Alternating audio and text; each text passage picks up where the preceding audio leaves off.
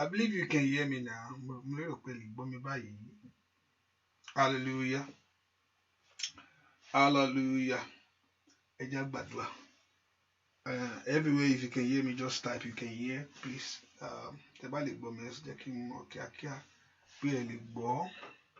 Hallelujah. Hallelujah.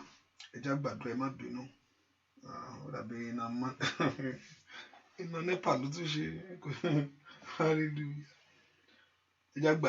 Ọba tó pọ̀ nípa tí agbára gbé ọ̀gá fún oore ọ̀fẹ́ yìí àtànú tá a rí gbàṣẹ́. Àyàn ló go fọwọ́ agbára ìwọ Ọlọ́run. Ìwọ tó pa wá mọ́ tó dá wa sí, ìwọ tó fàbò rẹ̀ bù wá. Ọba ńlá tí ò fi wá sílẹ̀ fún ìgbà kan rí. Aláàánú ní ìgbà gbogbo, olórí ọ̀fẹ́ ńlá. Agbọ́gá fún oore ọ̀fẹ́ tó fún wa, agbọ́gá fọwọ́ agbára rẹ lórí ayé wa. Gbọ́ fún àánú rẹ tá a rí gbà lórí ọmọ, lórí iṣẹ́, lórí ẹbí gbogbo. Ẹni mọ Ísírẹ́lì Olúwa gbọpẹ́. Ìwọ kábíyèsí ìwọ la yìn. Ìwọ kábíyèsí ìwọ la gbéga. Ìwọ la yìn fọwọ́ agbára rẹ. Ìwọ la yìn fọwọ́ ògo rẹ. Ìwọ la yìn fún ọwọ́ ẹwà rẹ. Ẹni mọ Ísírẹ́lì Olúwa gbọpẹ́ wa. Lónìí àtọ̀ wá jẹ́ a rí ọ bàbá. Lónìí àtọ̀ wá jẹ́ a rí ọ bàbá. Lónìí agbára rẹ Olúwa bú jáde. Lónìí agbára rẹ Olúwa bú jáde. Olúwa ní ògo rẹ Olúwa farahàn. Jẹ́ kí ìyanu kó ṣẹlẹ̀. Jẹ́ ká rí ìyanu rẹ bàbá. Jẹ́ ká rí ògo rẹ. Bá gbogbo àìní pàdé. Bá gbogbo ọkàn pàdé. Jẹ́ a rí ọ̀nà agbára ìwọ Ọlọ́run. Ní ìparí ohun gbogbo ọlá àtògo bẹ̀ yóò sì jẹ́ ti ìwọ Jésù. Láì lórúkọ Jésù Kristi Olúwa wa, àmín. I want somebody to type amen on showers of blessing to make sure everything is working right. Bẹ́ẹ̀ ká bẹ̀rẹ̀ sí dúpẹ́ lọ́wọ́ Ọlọ́run fún oore ńlá tó ṣe lórí ayé wa. Bẹ́ẹ̀ ká bẹ̀rẹ̀ sí dúpẹ́ lọ́wọ́ ẹni tó ní wá, ọba tó pọ̀ nípa ti agbára. Ọba tó jẹ́ agbára fún wa, ọba tó jẹ́ ògo fún wa. Ọba tí ò fi wá sílẹ̀ fún ìgbà kan rí. Òun náà mo fẹ́ kó gbéga láàárọ̀ yìí. Olúwa ṣeun. Olúwa ṣeun. Olúwa ṣeun. Olúwa ṣeun. Olùgbàlà ó ṣeun. Ẹni mọ Ísírẹ́lì ó mà ṣe o. Bẹ́ẹ̀ kó dúpẹ́ fún oore ọ̀fẹ́ ńlá àtànú ńlá tá a rí gbà. Bẹ́ẹ̀ kó dúpẹ́ fún agbára tó fi kàn ọ́. Jésù ó mà ṣeun o. Jésù ṣe o. Jésù ṣe o. Bẹ́ẹ̀ kó dúpẹ́ lọ́wọ́ Ọlọ́run. Bẹ́ẹ̀ kó dúpẹ́ lọ́wọ́ Jésù. Pé Jésù ṣe o. Olùgbàlà ó mà ṣe é. Bẹ́ẹ̀ kó dúpẹ́ lọ́wọ́ Ọlọ́run fún oore ọ̀fẹ́ tó fún ẹ tọmọtọmọ. Fún àánú tó rí gbà tilétilé. Fọwọ́ agbára tó fi gbé ayé rẹ ró. Ọba tí òjò ṣẹlẹ̀. Ọba tí òjò bí òkú orí rẹ ní. Bẹ́ẹ̀ kó gbé Ọlọ́run yẹn dá. Ọlọ́run mi ó mà ṣe òun. Dúpẹ́ lọ́wọ́ Jésù yìí. Bẹ́ẹ̀ kó yìn fún oore ọ̀fẹ́ tó rí gbà níwájú rẹ̀ sẹ́. Dúpẹ́ lọ́wọ́ Ọlọ́run yìí. Èmi màlágbárùn àrùn. Oyin Olùgbàlà o. Ọlá oore ọba mi. Ìṣẹ́gun oore rẹ̀. Jésù tó ṣẹ́rù mi dayọ̀. Ó mú bánú jẹ́ tán.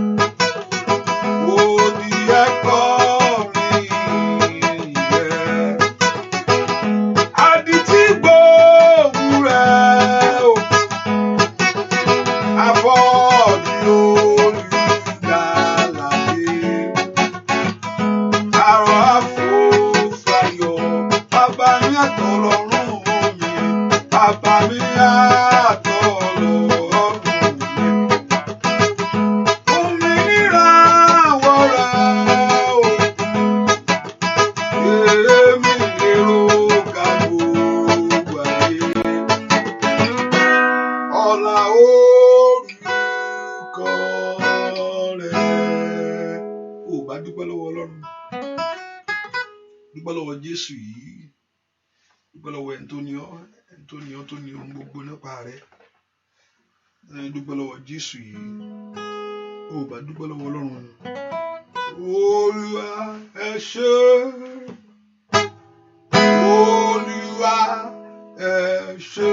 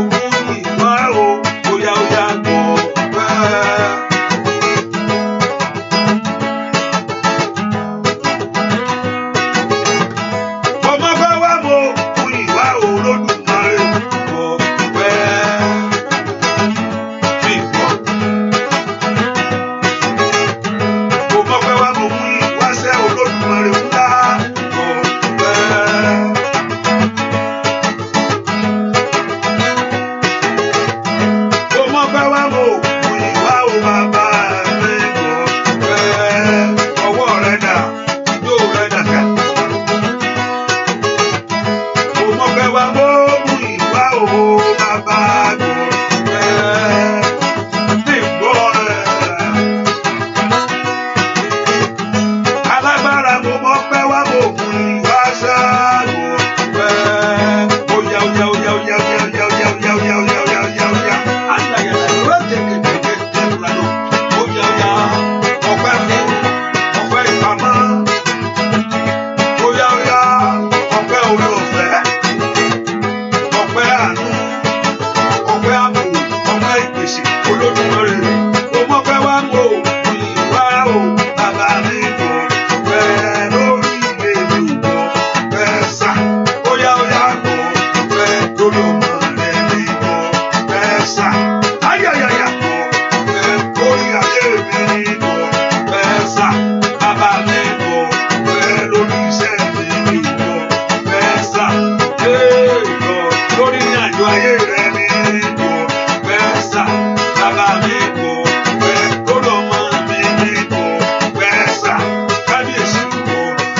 lórí ilé rẹ ni mo fẹ́ sá. Bóyá ó yá mo fẹ́, bóyá fi fún ṣẹ́gun fẹ́ sá. Ìrìntẹ̀rì mo tọkàntọkàn.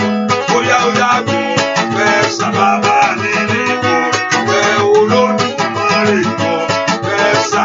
Bóyá ó yá mo mọ̀ fẹ́ wá mo mú ìwà mo fẹ́ sá. Kábíyèsí mo fẹ́ lórí iṣẹ́ rẹ̀ ni mo fẹ́ sá.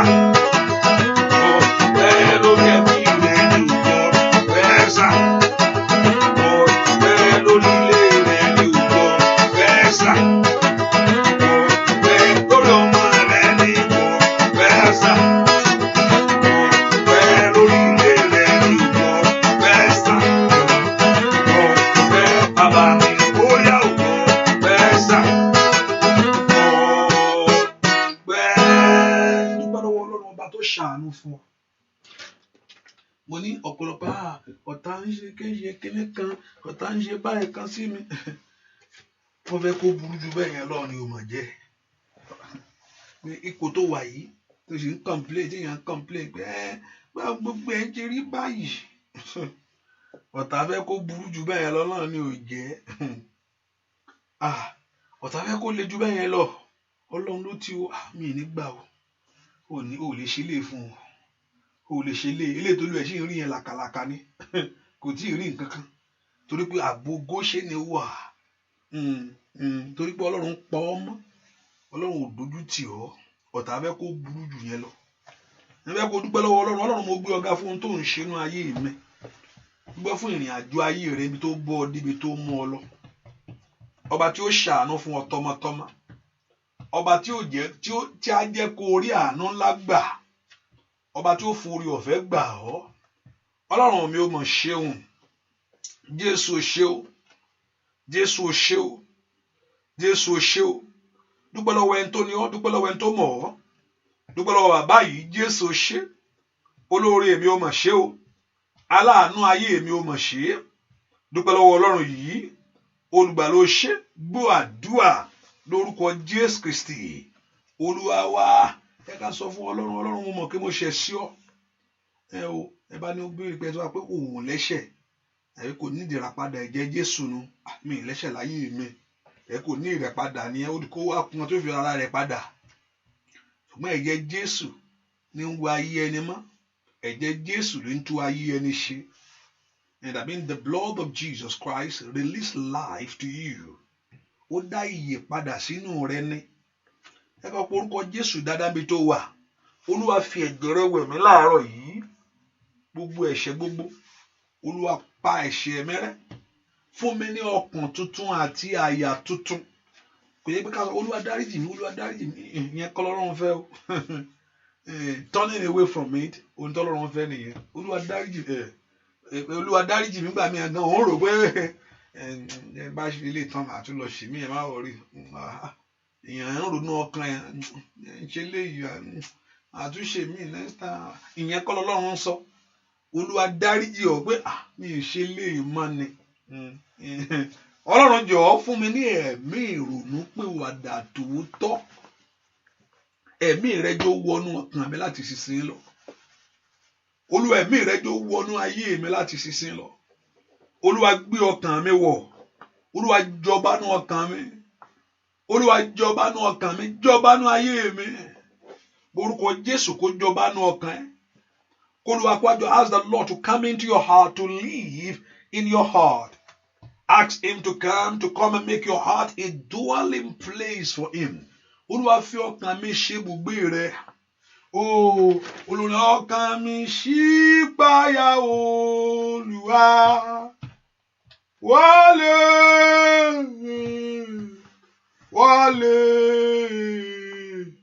Ìgbàgbọ́ mi rọ̀ mọ́ ọ̀rọ̀ rẹ. Wọlé.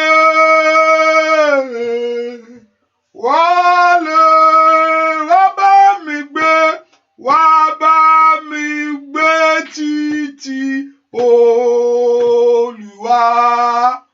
Ohun tí ó fẹ́ ni mo fẹ́. Fi ọkàn mi ṣe ibùgbé rẹ lálá.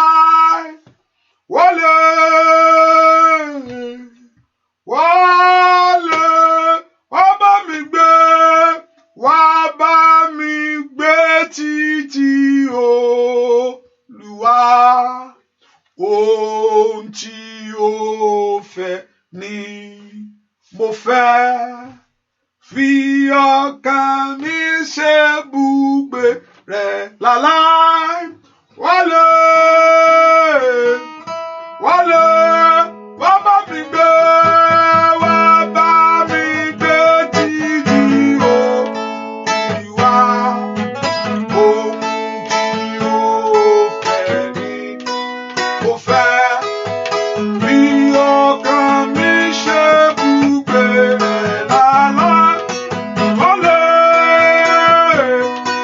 wálé, wá bá mi gbé, wá bá mi gbé títí o Olúwa. Mo ń fẹ́ ọkọ tí ó fẹ́ ni mo fẹ́. Fi ọkàn mi ṣe ibùgbé rẹ̀ láláì. Wálé, wálé, wá bá mi gbé, wá bá mi gbé títí o Olúwa. Ohun tí ó fẹ́ ni mo fẹ́. Fi ọkàn mi ṣe ibùgbé rẹ̀ láláì. Wálé,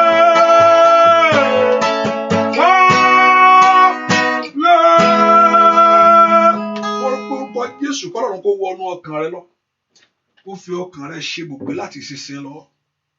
Olúwa wọnú ayé mi. Ask the Lord to come into your heart. Orúkọ Jésù, Olúwa wọnú ayé mi. Ẹ má gbé mi wọ̀ láàárọ̀ yìí. Orúkọ Jésù, ẹ má gbé mi wọ̀. Yíyan fi lè di alágbára láti sin Ọlọ́run, láti ẹni tó lè sọ di alágbára lọ́wọ́ ẹ̀ṣẹ̀.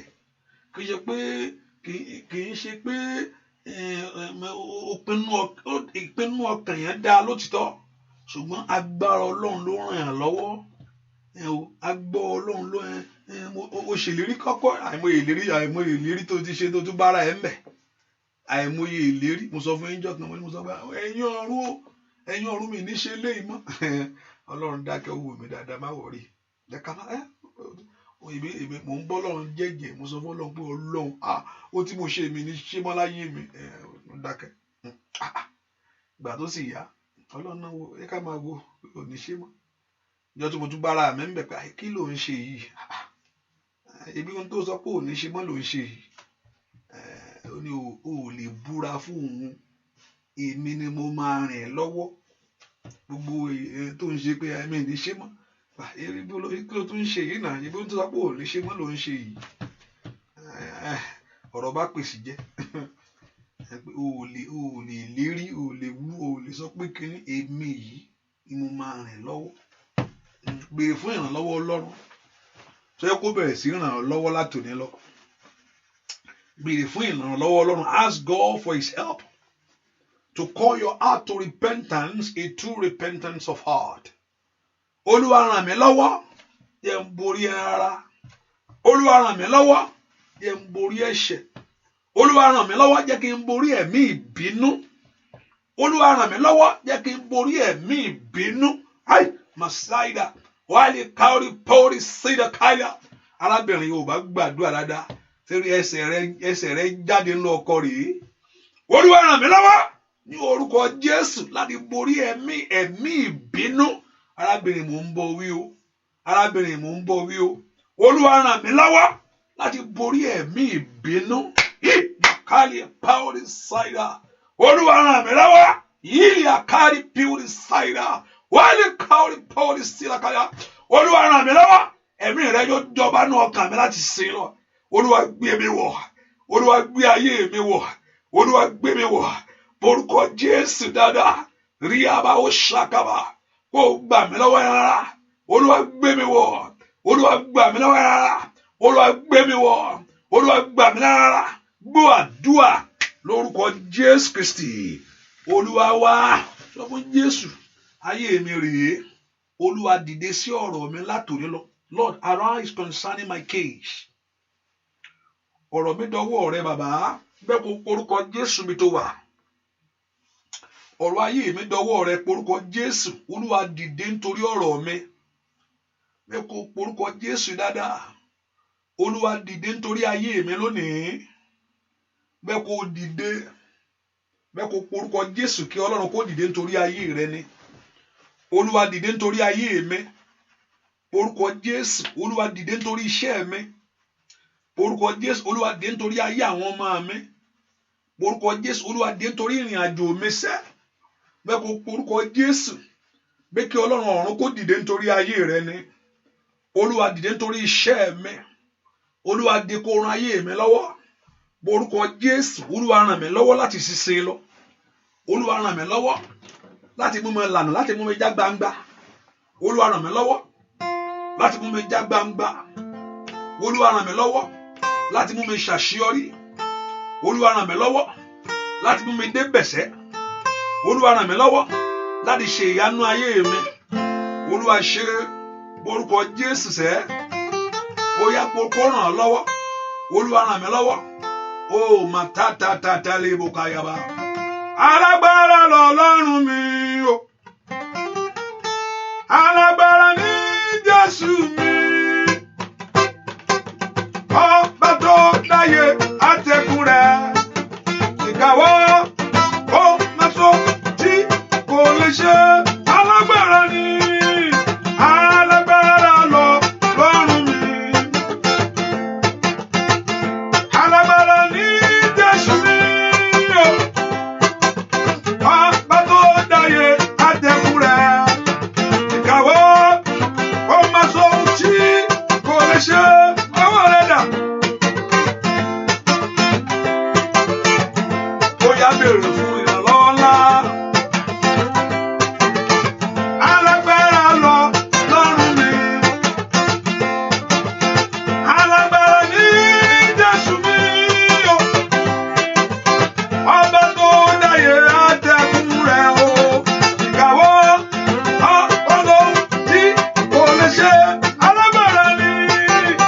Alágbára lọ́lọ́run mi. Alágbára ní Jésù mi o.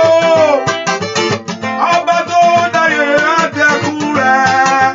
Ìkàwọ́ ọmọ ohun tí kò lè ṣe. Ó yá béèrè fún ìrànlọ́wọ́ ńlá. Ó yá béèrè fún àṣeyọrí iṣẹ́. Ó dá kí ìdààmú kó lópin o. Ó dá kí ọwọ́ ẹ̀gàn kó kò lórí ayé rẹ ni. Ó dá kó orí ìyànà ògo Ọlọ́run sẹ́. Ó dá kó bá ògo pàdé lórí ayé rẹ. Alágbára lọ́lọ́run mi. Alágbára ní Jésù mi o. Ọba tó dáyé àtẹ̀kùn rẹ̀ o. Ìkàwọ́ ọmọ lóhun tí kò lè ṣe. Alágbára ní. Alágbára lọ́lọ́run mi. Alágbára ní Jésù mi o. Ọba tó dáyé àtẹ̀kùn rẹ̀. Ìkàwọ́ ọmọ lóhun tí kò lè ṣe. Ó yá béèrè fún ìyanu rẹ̀ ṣá. Ó yá béèrè fún ògo ayé rẹ̀ ni. Alágbára lọ́lọ́run mi o. Alágbára ní Jésù mi o.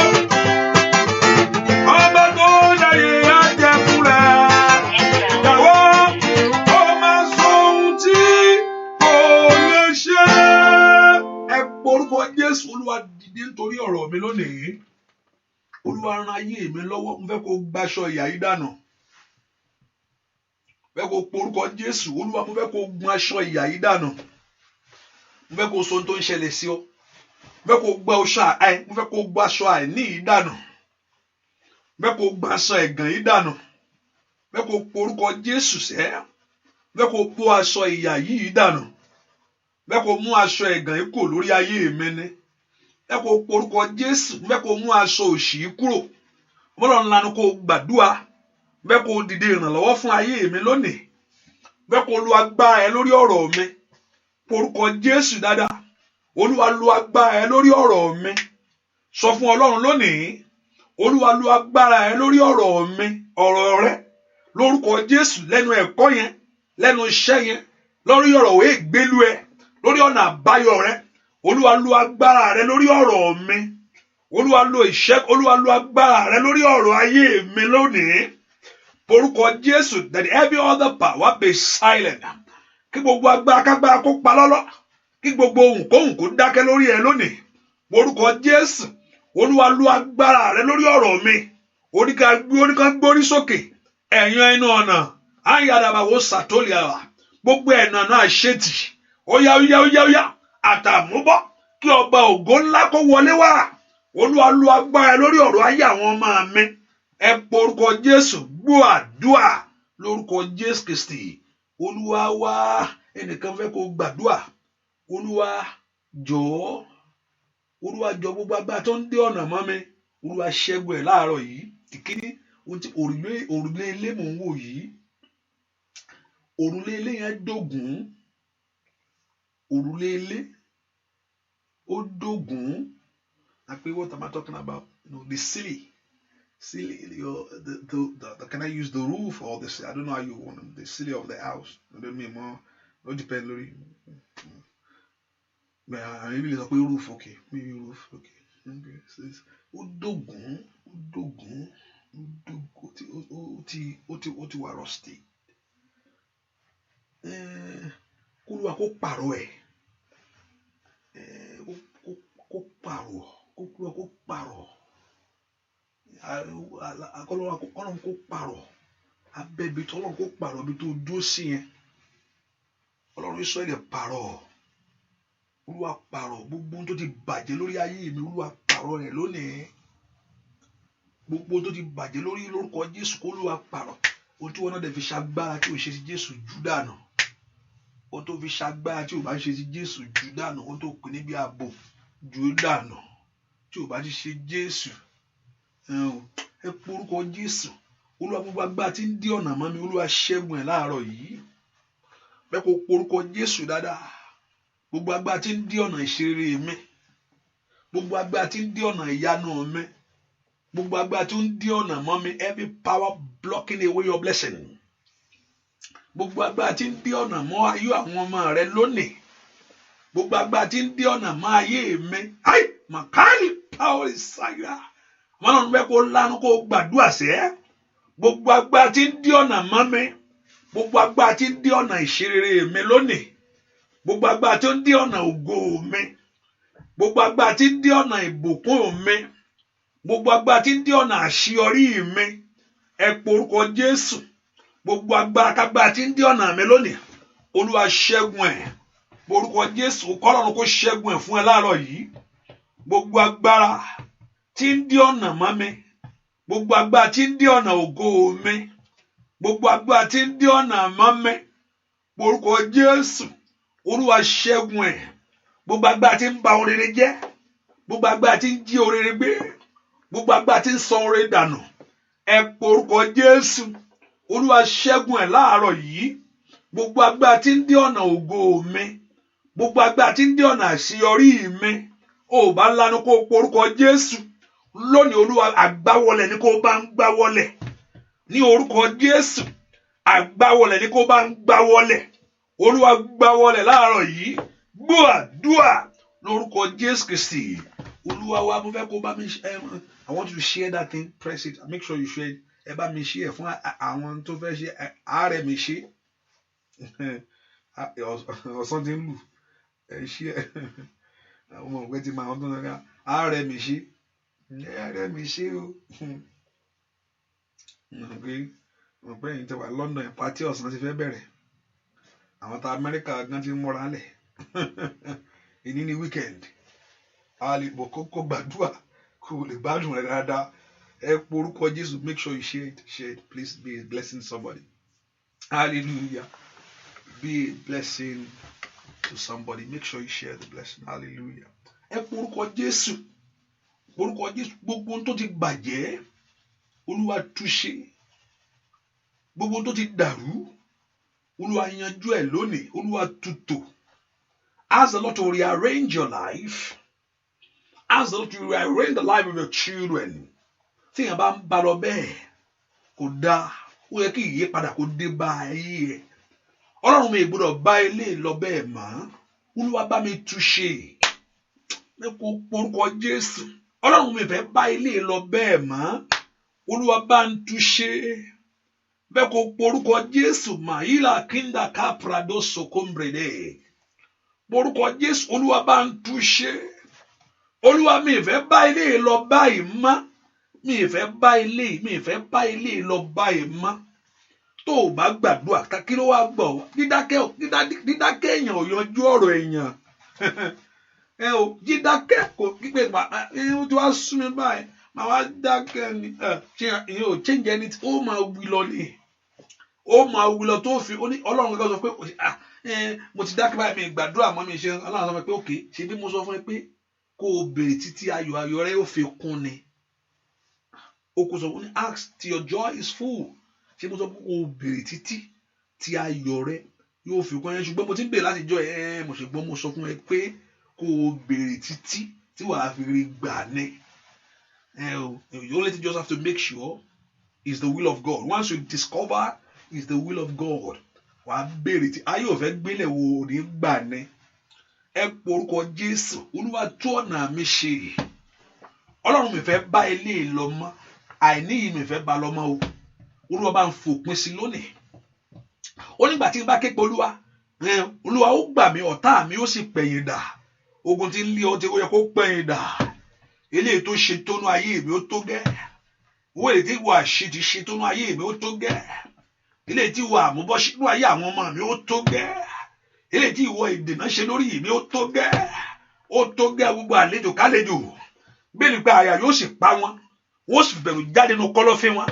Owó àlejò ìtìjú, owó àlejò gbèsè ní orúkọ Jésù, owó àlejò àmúbọ́, owó àlejò àṣetì, ètí ń bá ayé rẹ rìnrìn àjò, yíyálẹ̀ àwùsà káyàbò, líńtẹ̀rì àdúndàkáfà, orúkọ Jésù, ohun tó ti bàjẹ́ nú ayé mi Olúwa túṣe, ohun tó ti dàrú náà mi Olúwa túṣe, Olúwa tú ayé mi tòṣẹ́, ó yá.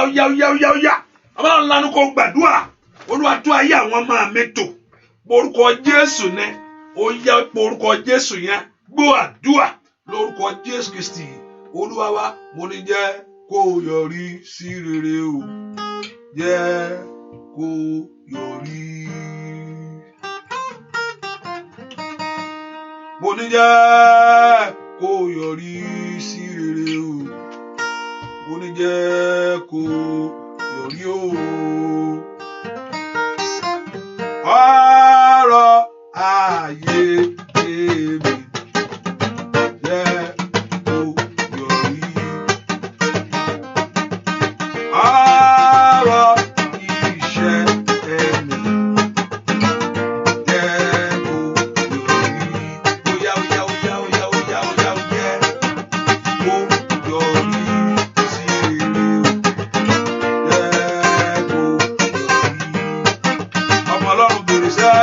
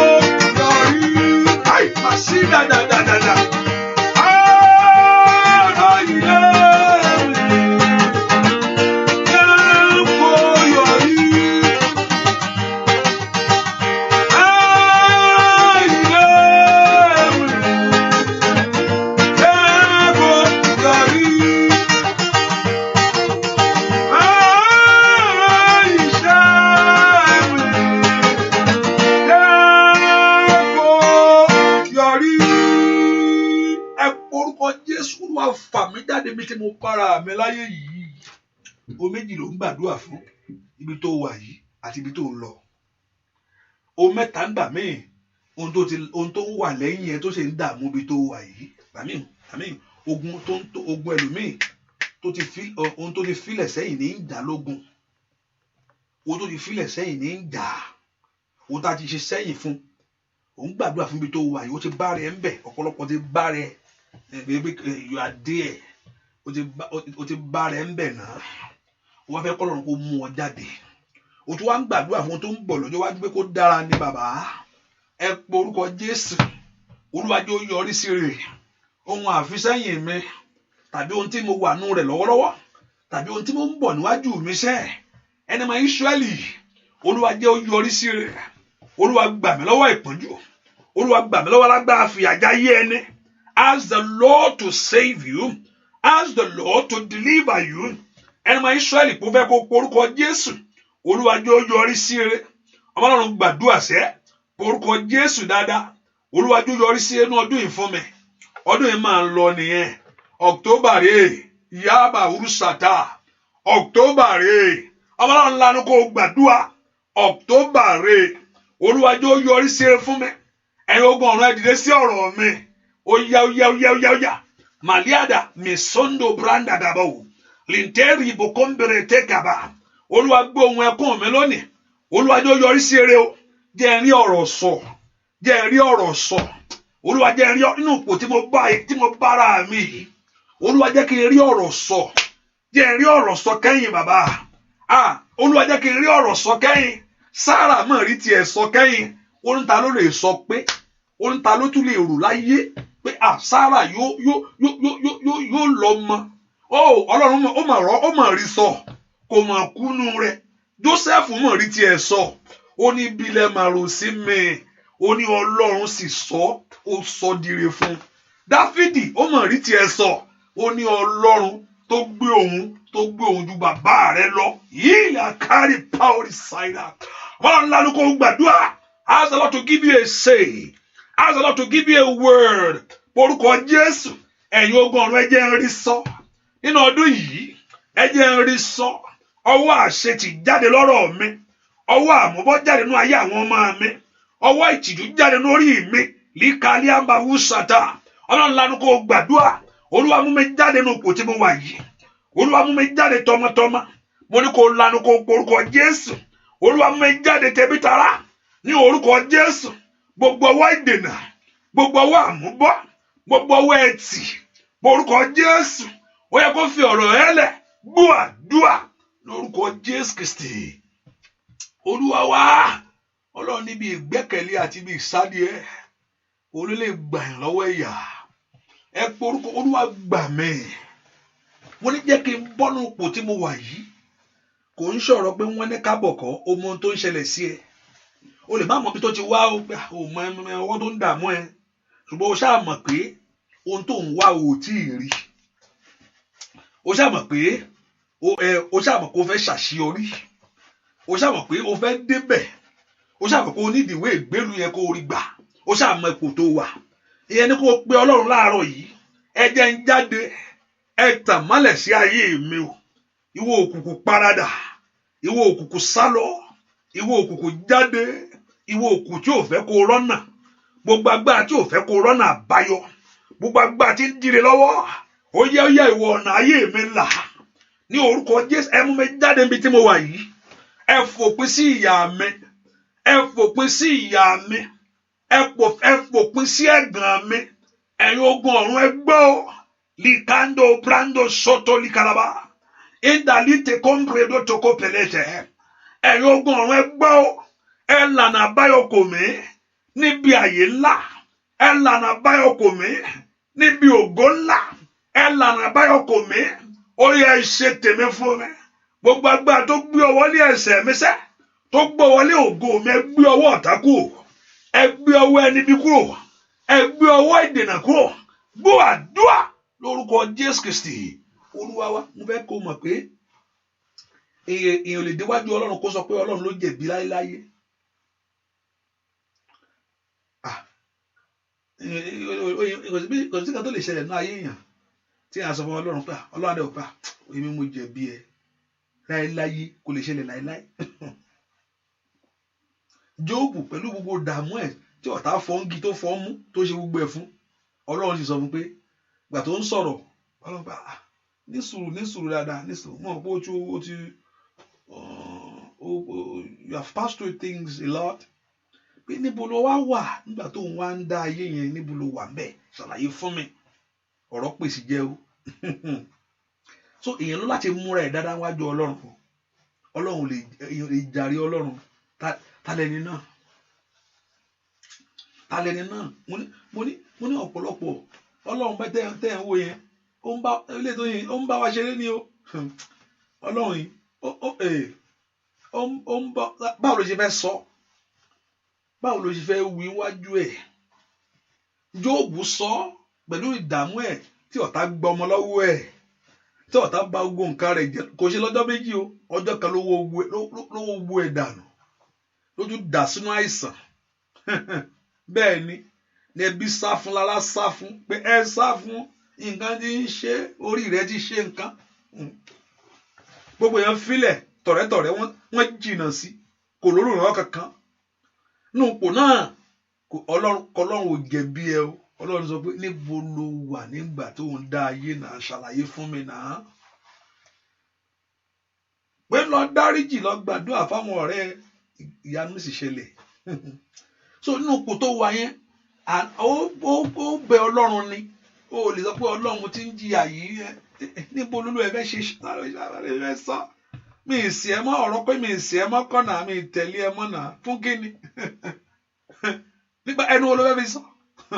Ọlọ́run ju èèyàn lọ o Ọlọ́run ju èèyàn lọ o mi gba Ọlọ́run gbọ́ mi ẹ tó lóun ò gbà ní ìsìn just a matter of time á gbà ń gbò bá yá.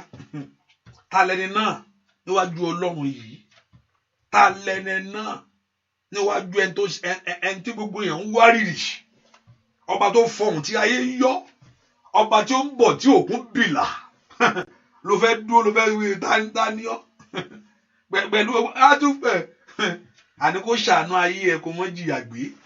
Ẹ porúkọ Jésù Olúwa dìde nítorí ọ̀rọ̀ mi bàbá ó yá fà mí dá lọ́wọ́ àṣetì yìí yẹ ń bọ́ lọ́wọ́ ẹ̀pọ́njú yìí bàbá Olúwa ṣàánú ayé mi aláàánú ni ọ́ kó gbà mí lọ́wọ́ ìyà aláàánú ni ọ́ kó gbà mí lọ́wọ́ òṣì aláàánú mo fẹ́ bọ́ lọ́wọ́ tí mo wà yìí àní mo fẹ́ kó tàn mọ́lẹ̀ ògo sórí ọ̀rọ̀ mi fẹ́ kó tàn mọ́lẹ̀ àṣeyọrí sí ọ̀nà mi fẹ́ kó mú mi jáde màkàlì pàwọ́rì ṣáìdà fẹ́ kó gbà mí lọ́wọ́ ìyà fẹ́ kó ṣàánú mi ni o àánú mi ni kó ṣe bàbá àánú mi ni kó ṣe bàbá n fẹ́ bọ́ lọ́wọ́ ogun ayé n fẹ́ bọ́ lọ́wọ́ àmúbọ́ n fẹ́ bọ́ lọ́wọ́ ìtìjú ẹ porúkọ Jésù librado kàkíyàbọ̀. I want you, God, to deliver me from failure. I want you, God, to deliver me from shame. Ẹ gbàdúrà porúkọ Jésù dáadáa. Mo fẹ́ bọ́ lónìí o. Mo fẹ́ bọ́ lónìí o. Mo fẹ́ bọ́ lónìí o. Mo fẹ́ bọ́ lónìí o. Mo fẹ́ bọ́ lónìí o. Gbàdúrà lórúkọ Jésù Kristi. Olúwa wa ẹnìkan gbàdúrà sọ fún Jésù mi tó wà lọ́wọ́lọ́wọ́. Ohun tó darapọ̀ mọ́ ìrìn àjò ayé mi o. Èyí tí ò jẹ́ kí n débi tó yẹ kí n dé. Èyí tí ò jẹ́ kí n wà níbi tí ó yẹ kí n wà. Ẹnìkan arábìnrin fẹ́ kó gbàdúrà ohun tó fi àyínnìke mú ògo lára rẹ̀. Ẹnìkan mò ń wò yìí o ohun tó fi àyínnìke tó fi mú ògo lára rẹ̀. Arábìnrin mò ń bẹ́ wí o arábìnrin mò ń bọ́ wí o ẹni tó mú ògo lọ mo ń wo tissue paper. Mo ń wo tissue paper ẹni tó fi àyínnìke mú ògo lára ẹ tissue paper mo ń wò yìí o mo sì wo tissue paper yìí lórí bed ẹni tó fi àyínnìke mú ògo tissue paper rè ẹ wò ẹni tó fọgbọ́n mú lára ẹ bóyá o ti mọ bóyá ọmọ tí mò ń sọ lọ ẹni tó fi àyínnìke mú ògo lọ ẹni tó wá sọ pé tó bá lè rí kíní mú wá ẹni tó sì rí mú lára rẹ lọ ẹ̀dẹ̀ bá lè rí kíní ilé mú wa tó bá lè mú ilé jáde wá o tó sì rí ó rí kò jẹ́ pé kó fẹ́ mú tẹ̀ tí mú ni gbàgbé ẹ̀ kò yẹ pé wọ́n mú ilé ni kò yẹ pé wọ́n fẹ́ sì fẹ́ mú wọ́n ti mú ilé lọ already.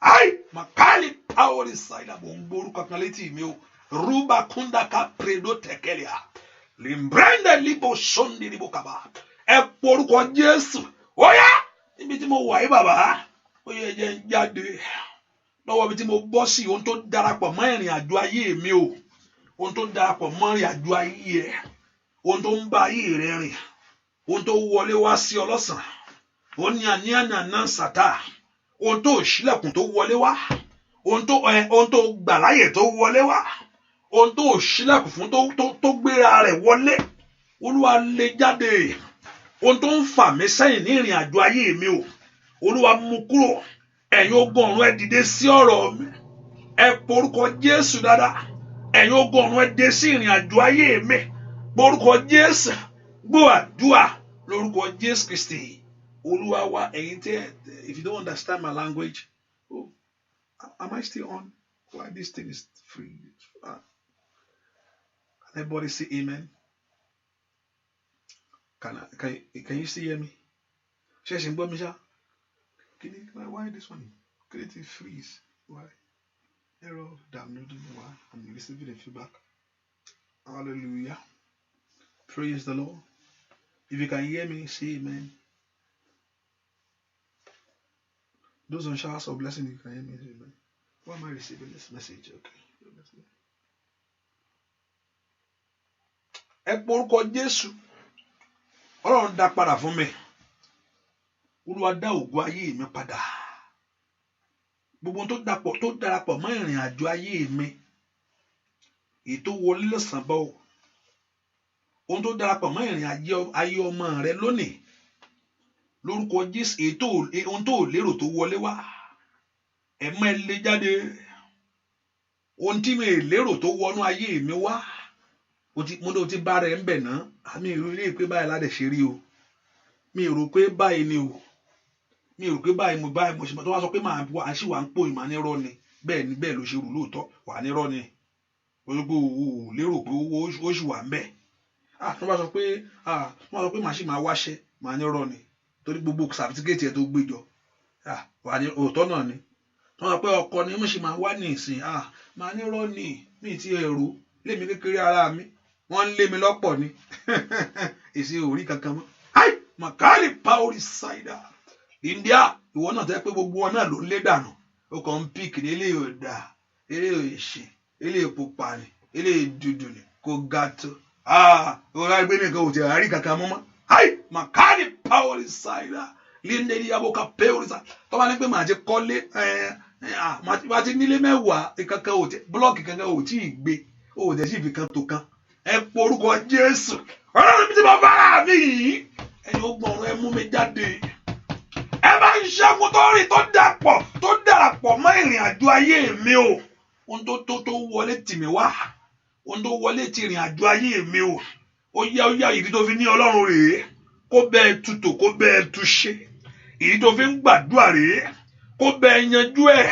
Ananama sentori abakaba. Limpredo to prede ketekelebo. Ó yá. Ọmọ Ọlọ́run bolo wá sẹ́. Ẹ yanjú ọ̀rọ̀ ayé mi fún mi.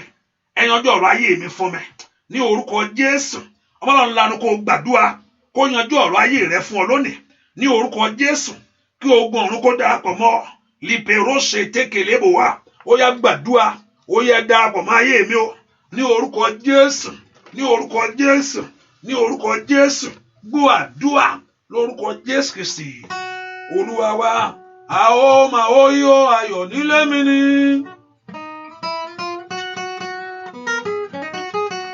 A ó máa ó yó ayọ̀ nílé mi ni. Ọ̀tá mi yóò kábàámọ̀ bóun ṣe mí láyé. Gbàtọ́ Ọlọ́run bá dàyanu lù ọ́. A ó máa ó yó ayọ̀ nílé mi ni. Nílé mi ni. A ó máa ó yó ayọ̀ nílé mi ni. A ó máa ó yó ayọ̀ nílé mi ni.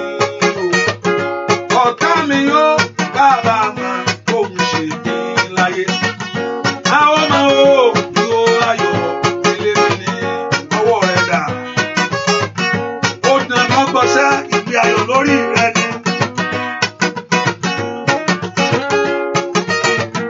Ó dán lọ́gbọ̀nsẹ́ nínú ilé rẹ̀ ní sẹ́. A ó máa ó ìhó ayọ̀ ilé mi ní. A ó máa ó ìhó ayọ̀ ilé mi ní. Ọ̀tá ni ó kábàámọ̀ òun sì ní láyé. A ó máa ó ìhó ayọ̀ ilé mi ní. Ilé mi ní. A ó máa ó ìhó ayọ̀ ilé mi ní. A ó máa ó ìhó ayọ̀ ilé mi ní. Ọ̀tá ni ó kábàámọ̀ òun sì ní láyé. A ó máa ó ìhó ayọ̀ ilé mi ní. Bàbá mi, Olódùmarè ńlá, àgbàlagbàdà tàbí òfẹ́. Óyá óyá óyá óyá óyá. Jẹ́ kó ọ̀tá mi wó kábàámọ̀ òun sì ní láyé. A ó máa ó ìhó ayọ̀ ilé mi ní. Ilé mi ní. A ó máa ó ìhó ayọ̀ ilé mi ní. A ó máa ó ìhó ayọ̀ ilé mi ní. Ọ̀tá mi ó kábàámọ̀ òun sì ní láyé. A ó máa ó ìhó ayọ̀ ilé mi ní. Óyá óyá Jésù ṣàánú mi. Jésù lọ́rùn. Óyá óyá Jésù ṣàánú fáyé mi.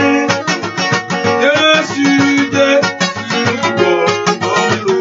Bàbá mi, mo ní Jésù ṣàánú fún mi. Jésù lọ́rùn. Ẹ kú orúkọ Jésù. Àníṣe Ọlọ́run ní ipò tí mo bára mi yìí, ó ti bá rẹ̀ ń bẹ̀ ọ̀rẹ́dì. Ó ti mọ̀ pé ó tí ì bímọ ọ̀rẹ́dì, ó mọ̀ bẹ́ẹ̀. Kò yẹ pé bóyá pé wọ́n sì sọ pé ẹ̀ ní bímọ o. Ó mọ̀ pé ó yẹ kó o ti bí, ò tí ì bí. Ó yẹ mọ̀ pé ó yẹ kó o ti níṣẹ́, ò tí ì níṣẹ́. Ó mọ̀ pé ó yẹ kó o ti níwèé ìgbélú yẹn, ò tí ì rí ìwé, ò tí ì rí, ò tí ì rí tátàráfọ̀ yanyan, ò tí ì rí kankan. Ó ti mọ̀ pé ó yẹ kó o ti máa gu ọkọ̀. Ó yẹ kó o ti mọ̀ pé ó yẹ kó o ti tọ́ka sílé méjì tàbí mẹ́ta. Ó kò tí ì rí kankan tọ́ka sínú ilé kankan. Ó ti mọ̀ pé ó ti wà lórílẹ̀-èdè yẹn, ọjọ́ ti pẹ́, kò sí nǹkan tó fẹ́ ṣe mọ́. Ó ti fẹ́ dìtì jù. Gba ọlẹ̀ ń bọ̀ nílé. Aṣá máa wá. Ẹ má fàdúrà ràn án lọ́wọ́. Ó láwọn ìbéèrè kan tó ò fẹ́ gbọ́ mọ́. Ó ti fẹ́ kán, mi ì fẹ́ lọ bá wọn mọ́ o. Kí ló tó lọ? Wọ́n á bẹ̀. Wọ́n á kúkú béèrè lọ́nu pé báwo wá ní báyìí. Àwọn náà tó ń dó tó ń wò. Wọ́n á tún béèrè pé báwo ní báyìí. A ní wọ́n máa dá lóhùn. Oníyẹ̀yẹ̀ ara rẹ̀ kí ní í ṣe. Àwọn náà ni ó ń béèrè kan tún sọ fún wọn pé ẹ má dá lóhùn, àmọ́ nǹkan tó ń ṣe náà. Ó yẹ kó lọ bára wọn sọ̀rọ̀ náà. Ẹ porúkọ Jésù. Ọlọ́run nípò tí mo bára mi yìí, ẹ̀yin ogun ọ̀run ẹ fáyé mi jáde. Ẹ lànà àbáyọ mi o. Mi ì gbúdọ̀ bẹ́lẹ̀ ikú. Jẹ́ n rí ọ̀rọ̀ sọ kẹ́yìn. Ọmọ rẹ tó ń wò pé ọmọ yìí ẹ lọ gbàdúrà fún. Àrùn ọmọ eléyìí o. Kọ́lọ́ ń bẹ dáwọ́lé kó dọmọ ológo fún ọ. Kó dọmọ ológo fún ọ. Kí inú rẹ kó gbọmọ láyé. Àní mo ní kó o rí ọ̀rọ̀ sọ ni. Ayé ti mọ̀ bẹ́ẹ̀ pé ò tí ì níṣẹ́, pé ò tí ì lọ́kọ. Ìwọ gan mọ̀. Ó mọ̀ pé o ti parí skul yẹn gan, ò tí ì pàṣẹ bọ́ọ̀dù yẹn. Ó ti dohun yẹ̀yẹ́, kò ṣeé sọ mọ́. Àǹtí bùrọ̀dá báwo lẹ abẹ́ ṣe. Ìgbà mi ó lò bójúmọ́. Ọkọ rẹ̀ ti wọ̀ títí pé irú ayáwo ni wọ́n báyìí ná. Àgbẹ̀ ọkọ rẹ̀ náà ló sì wò náà pé dádì ẹ porúkọ Jésù. Ọlọ́run tí mo bára mi yìí, ẹ̀jẹ̀ ń bọ́ ń bẹ̀. Ẹ̀jẹ̀ ń lẹ́nu tó bá fún Jósẹ́fù sọ láyé torí tiẹ̀ sọ. Tó mú ẹnu ẹ̀gàn ayé rẹ̀ kúrò. Tó bá fún Jósẹ́fù sọ, tí Jósẹ́fù bá rí tiẹ̀ sọ, ó yẹ èmi náà fẹ́ rí tèmi sọ. Lẹ́kọ̀ọ́ porúkọ Jésù tí Jósẹ́fù bá rí tiẹ̀ sọ. Láàrin ẹbí tó bá rí sọ.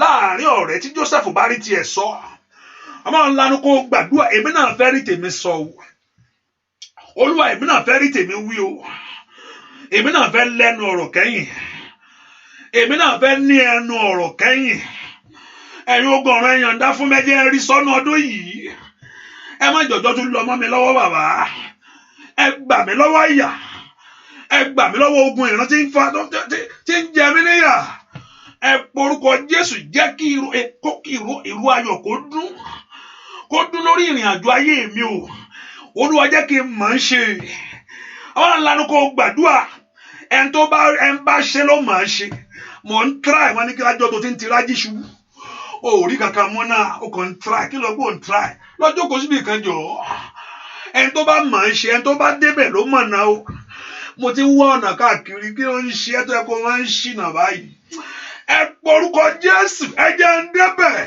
ẹ jẹ́ ń rí ṣe ìyá bàbá sondo brado kata porúkọ Jésù dáadáa ẹ jẹ́ ń débẹ̀ ask the Lord to fulfill His promises over your life, that every spirit of delay, every spirit that denies your blessing, gbogbo ẹ̀mí tí ń dojú ti ayé mi o, gbogbo ẹ̀mí tí ń dojú ti ìrìn àjò mi, gbogbo àwọn tí ń fa olóore sẹ́yìn lórí ọ̀rọ̀ mi sẹ́, gbàdúrà lórúkọ Jésù Kristi, Olúwa wa. I say be a blessing by sharing it. Hallelujah. Press that share button. Send it as a message. Hallelujah. Make sure you do that. Ọlọ́run ò lè ṣe yẹn fún ẹ, ìwọ ló máa ṣe yẹn. Why expect Ọlọ́run kó ṣe yẹn fún wa? À ń tara wa nìyẹn pé Ọlọ́run ló máa ṣe ẹ ní ẹ̀jẹ̀ bẹ́ẹ̀. Ìdí tọ́lọ̀ fi fún wa lọ́wọ́ nìyẹn. Ló fún wa lọ́wọ́ pé share. Nǹkan mi ò yẹ kí Ọlọ́run ò kí ń ṣe fún yàn. He has given us the responsibility to do. Kò tẹ́ ní kò gbàdúrà fún. Do your part and he's going to do his part. So part of our own part is to share. And for his own, God's part is to do the glory in your life. Hallelujah. Ẹ porúkọ Jésù sẹ́. Olúwa fi ọwọ́ àánú kàn mí. Jẹ́ kí n rí ìyanu rẹ bàbá. Olúwa gbà mí lágbàtàn. Olúwa gbà mí lọ́wọ́ ipò tí mo bára mi láyé mi ìfẹ́ mọ́. O ò fẹ́ ó wà ń bẹ̀. O ò pé ó wọlé wá. Kọ́lọ́run fòpin ṣiṣẹ́. Orúkọ jẹ́ Olúwa fi òpin sí ìtìjú mi yìí. Ilé ìmọ̀ ti di ìtìjú. Ayé ń bèrè. Ayé retí ògo rẹ o.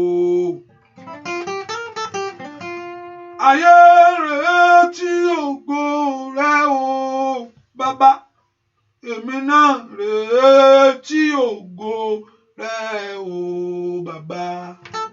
Olúwa o bú jáde. Ayé ń retí o. Ọmọ gangan tó bí lẹ́nu ọgbọ́n ń retí. Àgùrù mẹ́fà máa dáwọ́ sá bàbá mi ò lówó. Ọmọ mi ló sọ bẹ́ẹ̀ o. Kò lọ bá bàbá kò ní. Hallelujah. Hallelujah. 25 cents. I'm a wa 25 cents kiri. Ayé retí ògo rẹ o. Ẹnìkan gbà kan ó ní kàn deport mi. Ẹ deport ẹ sì gbó. Kí ni ń ṣe ń bẹ̀? Ó yẹ kán send ẹ padà sílé ni. Ayé retí ògo rẹ o. Ayé retí ògo rẹ o. Èmi náà retí ògo rẹ o bàbá. Olúwa o bú jáde.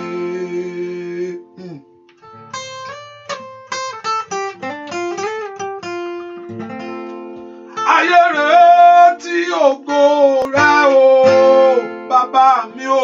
Wọ́n bẹ̀ ń kà ó mà ti pẹ́ dẹjọ́ lọ́ngbà kan mà tí ó ti filé sọlẹ̀ ń bì náà ó ti ń kọ́lé.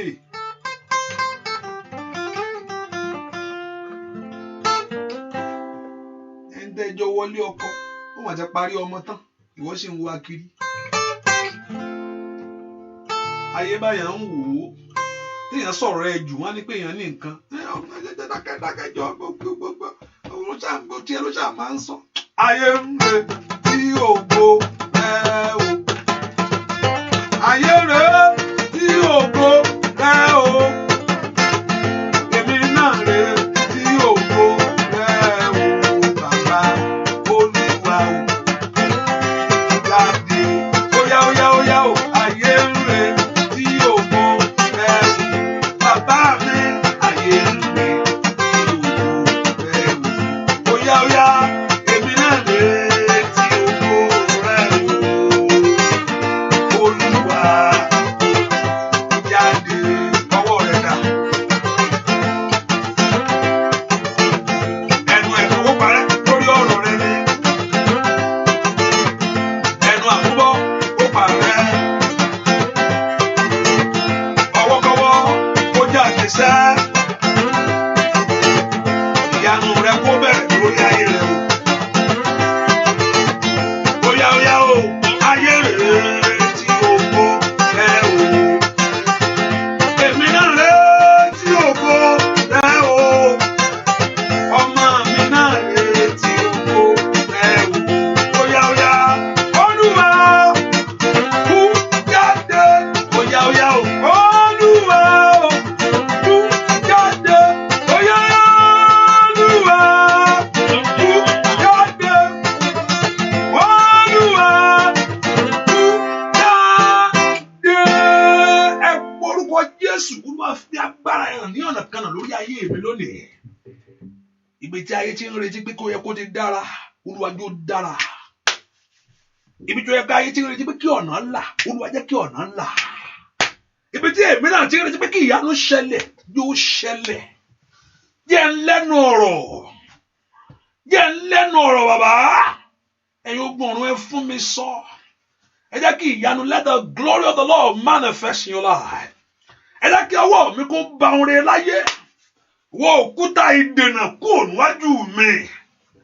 Ìwọ ohunkóhun tí ń fárí ayé ẹni sẹ́yìn. Gbogbo ọwọ́kọ́wọ́ gbogbo ẹ̀mí kẹ́mí.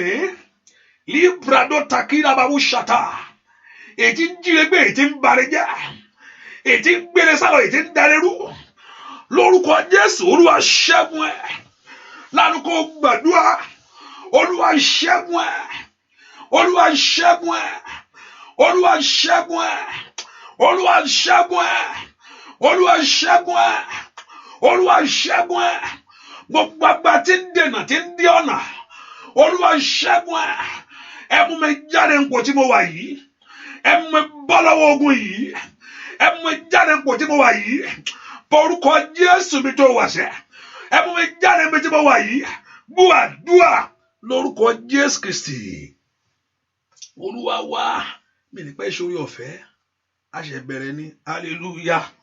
Praise the Lord. Kí èèyàn gbàdúrà kó gbàgbà yọrí àdúrà ló dájú. Kí èèyàn gbà á kó sì jẹ́ fún yàn ló dájú. Ìgbà tí yóò bá níbi tí yàn á sá lọ. Kó gbẹ́kẹ̀lé yàn kó ràn lọ́wọ́ á disappoint ẹ̀. Ìyàn nígbà wọlé padà wá. Wọ́n ń tan ọ̀nà. Ẹlòmíràn dẹ̀ fẹ́ ṣe lóòótọ́ fẹ́ ràn ẹ́ lọ́wọ́. Àgbà tọ́ta bá tún ṣe nǹkan wá kà. Ó dà kí mo ṣe ẹnìkan nígbà tí ó dà kí bá ti ṣe nǹkan fẹ́ nìkan báyìí nǹkan òun máa ń rí kíní kan. Olóhùn fẹ́ ṣoore fẹ́ ni ẹ máa wò. Mo ní máa stop. Ó nígbà tí bá ti ran ẹni ẹ lọ́wọ́ ni òun máa ń rí ìdààmú náà. Mo ní máa stop. Hallelujah. Ẹgbẹ́ tó ràn lọ́wọ́ tó fẹ́ ayé tó kógun wọn nù. Ẹ porúkọ Jésù. Ọlọ́run jọ̀ọ́. Àní jẹ́ kí n ní ẹnu ọ̀rọ̀. Give me a say. Níbi tí mo bára mi yìí, Olúwa jẹ́ kí n jáde. Ìyanu mi kó ṣẹlẹ̀. Olúwa jẹ́ kí n jáde. Ẹ̀yin ogun ọ̀run ẹ fún mi ní ọ̀rọ̀ sọ́sẹ́. Ask the Lord to give you a say. Ask the Lord to give you a say. Olúwa jẹ́ kó ṣẹlẹ̀. Ohun tí mo retí pé kó ṣẹlẹ̀ fún rere jẹ́ ó ṣẹlẹ̀. Ohun tí mo béèrè fún rere jẹ́ ó ṣẹlẹ̀. Ohun tí mo gbàdúrà fún rere kó ṣẹlẹ̀. Ìmọ́lẹ̀ tàn sórí ayé mi. Olúwa tàn ìmọ́lẹ̀ sórí ayé mi kí òkùnkùn mi kó paradà. Kí òkùnkùn kó dohun ìgbàgbé. Gbogbo iṣẹ́ òkùnkùn kó bàjẹ́. Wọ́n lọ porúkọ Jésù ní àndà. linda ya mushata biuro ko piuru saire wa ila anka dude ko ferogtalia metom predo tekelia au kisheke bokata manimbe ro sondo predo tekelia wa ila ndato kura de ketelia mayeke rusoto predo kaba eye gbe yanu ide ẹ fọwọ́ agbára kan ọ̀rọ̀ mi lónìí ó yẹ gbé ìyanu dìde ẹ fọwọ́ ògo kan ọ̀rọ̀ mi lónìí ó yẹ gbé ìyanu dìde ẹ jẹ́ ń bọ́ ẹ jẹ́ ọ̀nà ńlá ẹ jẹ́ kí ìyanu kó ṣẹlẹ̀ ẹ jẹ́ kí ogun ọ̀tá kó dogun ìgbàgbé ẹ jẹ́ kí ohun ènìyàn mindaru saturabaka linderi abo keshendo rusutowa limbrendo cambre odoko tekelebo mayado brando sheketelebo kapa limpreno ko parusa gbo àdúà lórúkọ Jésù Kristi Olúwa ẹnìkan mo gbàdúrà ejò ayé ò ní ṣàn ọ́ ṣàmì dáadáa ẹnìkan mo gbàdúrà fún ejò ayé ò ní ṣàn ọ́ tejò ayé bá ṣàn ni kò náparó àfi tó bá fara ẹ sínú ẹ̀jẹ̀ Jésù nìkan ló kù àpòrò rẹ̀ ò sí fún ẹni tí ò bá ní Jésù ejò ayé ò ní ṣàn ọ́ ṣàmì mo ní àpòrò rẹ̀ ò sí àbẹ́ni tó bá ní ẹ̀jẹ̀ Jésù torí ẹ̀jẹ̀ Jésù ó pa gbogbo àpòrò fóhunkóhun ní ejò ayé ò ní ṣàn ọ́ kò ní ṣàn ọmọ rẹ àránsí ò ní mú ọ àránsí kò ní mú ọ àránsí kò ní mú ọ ẹwà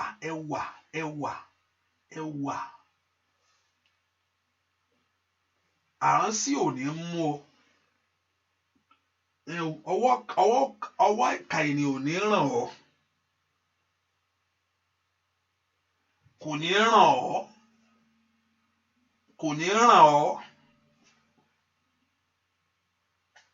ní ràn ọ́ lórúkọ Jésù kò ní ràn ọ́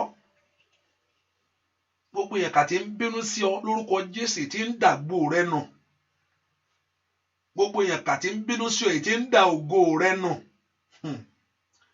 èyí tí ń da ògo nù mọ́ ọ lára lórúkọ Jésù mo ní kí Ọlọ́run kó dìde sí lónìí ọwọ́ ìpọ́njú kó kù lọ́rọ̀ rẹ mo ń orúkọ kan létí mo ń orúkọ kan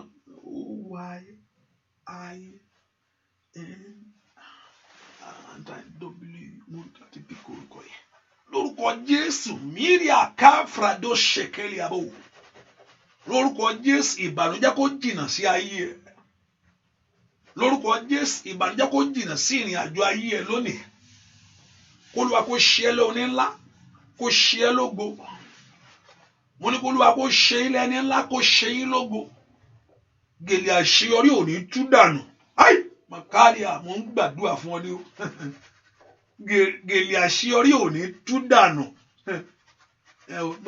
ọjọ́ ẹ̀yẹ òun bẹ́ẹ̀ nìkan ọjọ́ ẹ̀yẹ rẹ ò ní bàjẹ́ ṣá ò bá gbà mí ẹ kó ṣàmì dáadáa mi gèlè mò ń wò lórí rẹ ò ní túgbó gèlè àṣeyọrí rẹ ò ní tú dànù ọjọ́ ẹ̀yẹ rẹ ò ní bàjẹ́ ẹjọ́ kan ẹnìkan kan sẹ́ndì kinní kan ó ti ṣẹlẹ̀ dáadáa rí náà but kò ní ṣẹlẹ̀ sí ọ and I was just able to look at it àwọn tí ń dóde wọn party wọ́n ti parí tán ẹni oúnjẹ kẹ̀kẹ́ ló ń jẹ oúnjẹ kò sẹ́ni tó lè jẹ níbo gbàtí mọ́tò gbé tọkọ tìyàwó jẹ ẹni wàá kọ ẹni tí ó jẹun wọ́n ti ń dóde wọn reception wọ́n believe ẹ̀ hallelujah ẹni yẹn sọ pé oúnjẹ kẹ̀ gbogbo yẹn oúnjẹ rọ ni ẹnu ẹ bá gbé wọn gba ẹnu rẹ̀ oúnjẹ kú jẹ ni ọ níbi o sì lè gbókèlè àtẹ̀bà ẹlòmíì ò lọ jẹ ńlẹ o ayé ò ní rí ìbànújẹ́ ẹ ra mogi mi lè jẹun náà irọ́ ni gbọ bá délé pé ọmọ ìyá jọba mi sáré rò àmàlà pápápá ẹni tí tiẹ̀ dé bá ní tiẹ̀ dé bá gbogbo àwọn tó wáwó lọ jàmàlà ńlé o bẹ́ẹ̀ ni tí ibi ò ní dé bọ ibi àwọn náà kò lè jẹun kò ní jẹun ṣe ju olúwa ẹ̀ ní gbogbo àwọn tí ò jẹun jọ yẹn ó délé pé jọ̀ǹtọ́ Ọlọ́run we have been there for so long please let me just bá rọ́rọ́ bá ń kú ó bá ro bankú kẹ́yìn o yóò gbé bankú jẹ kíákíá. ẹni títí ẹ̀ débá ló débá, ibi ò ní débọ̀ lórúkọ Jésù. ibi ọjọ́ mo ń gbàdúrà fún ọ ní pé ọjọ́ ẹ̀yẹ rẹ tó ti fẹ́ tó ti wá gèlè sórí ò ní bọ́ gèlè yìí sọnù. gèlè yìí kò ní tú lórí ìrẹsẹ̀. mo ní ọjọ́ tó ń retí tó ti múra dè yìí tó ti mú gèlè yìí, mo ń bẹ́ nìkan wí ó dà kí mò ń sọ̀rọ̀ àbí gèlè orí rẹ ò ní tú dà, ò ní fọwọ́ rẹ já dànù. yáì màkàlì pàórì ṣáìdà, gbogbo àwọn tó gbìmọ̀ pọ̀, gbogbo àwọn tó fẹ́ pé àwọn fẹ́ lu agbára ẹ̀ lórí rẹ lónìí pé wàá mọ báwọn ṣe jẹ́. yáàlì àtàríà wàhálì ká faradàdà ní kọ̀ọ̀kan kọ́lọ̀ kó yọ wọ́n di jìgá. yáàlì àwùsà wúrà máa ń nà kápá, gbogbo àwọn tó pinnu pé àwọn ò fi hàn ọ́ báwọn ṣe jẹ́. mo lórúkọ tẹ́kì àfìrú sẹ̀líà líbrẹ́ndọ̀ ní kankan, mo ní kí Ọlọ́run kó yọ wọ́n kúrò kí kó sì bẹ̀rẹ̀ látòní lọ.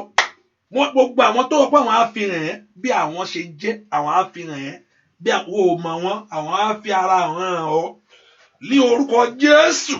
mo ní kí Ọlọ́run kó yọ wọ́n ní ìkọ̀ọ̀kan ní kó yọ wọ́n. ìpinnu wọn hàn ní rí ṣe, àbá wọn kó yí dànù, ète wọn kó dasán, yí dàbà kàtàkàtà líkàrúsà ìgbésẹ̀ wọn lórúkọ Jésù lórí ọ̀rọ̀ ẹ fún ibi lónìí kórúkọ Jésù kó dàlù wọn. ó kó bọ́ lọ́wọ́ ogun yìí ní tàbí ọjọ́ ayọ̀ rẹ ò ní bàjẹ́, ọjọ́ rẹ ò ní bàjẹ́ ọmọbìnrin, ọjọ́ ayọ̀ rẹ ò ní bàjẹ́. wọ́n ní màmá yìí ọmọ obìnrin yìí, màmá yìí ọmọ rẹ obìnrin yìí, màmá ọmọ rẹ obìnrin rèé, ọjọ́ ayọ̀ rẹ ò ní bàjẹ́. bẹ́ẹ̀ ni ó sì rí láì lórúkọ Jésù Kristi Olúwa wa. ẹ pé orúkọ Jésù, Olúwa jọ̀ọ́ dún, jẹ́ kí ìyanu mi ṣẹlẹ̀, Olúwa jọ̀ọ́ ṣẹlẹ̀ bí mo ṣe lérò láyé fún rere. ìró ayọ̀ lórúkọ Jésù, gbogbo ayé yóò gbọ́ lórí tẹ́mi. ìró ayọ̀ lórúkọ Jésù, gbogbo ẹbí yóò gbọ́ lórí tẹ́mi. óyá ìró ayọ̀ lórúkọ Jésù, gbogbo ayé yóò gbọ́ lórí tẹ́mi. ọwọ́ rẹ̀ dà, ìró ayọ̀ lórúkọ Jésù, gbogbo ẹbí yóò gbọ́ lórí tẹ́mi. óyá ó dá lórí ògo rẹ̀ kó tán, ó dá kó débẹ̀ láyé, ó dá kí ògo kó kẹ́yìn ayé rẹ̀ ni, ó yẹ kí inú rẹ̀ kó dùn kẹ́yìn sẹ́. ìró ayọ̀ lórúkọ Jésù, gbogbo ayé yóò gbọ́ lórí lẹ́mí. óyá ìró ayọ̀ lórúkọ Jésù, gbogbo ayé yóò gbọ́ lórí lẹ́mí. ó ní ìró ayọ̀ lórúkọ Jésù, gbogbo ẹbí yóò gbọ́ lórí rẹ̀. óyá ìró ayọ̀ lórúkọ Jésù, kó tí wọ́n máa gbogbo ayé yóò gbọ́ lórí lẹ́mí. ó ti bọ́ ṣiṣẹ́ ìró ayọ̀ lórúkọ Jésù, gbogbo ẹbí yóò gbọ́ lórí. ayé àdàdàdà ayé masaka ìró ayọ̀ lórúkọ Jésù, gbogbo ayé yóò gbọ́ lórí lẹ́mí. àdàdàdà óyá lórúkọ Jésù,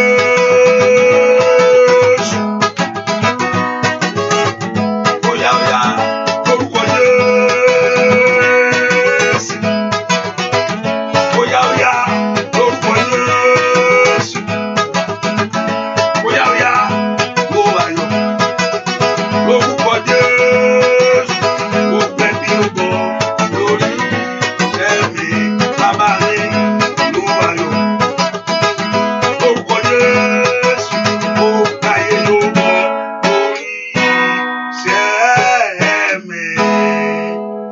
hallelujah arábìnrin yẹn mo rí ọ mi mọ̀ bẹ́ẹ̀ last name yẹn ẹ má bínú akọ dárúkọ yín last name yín mo ṣe wórúkọ yín mo rí pé wọ́n tilẹ̀kùn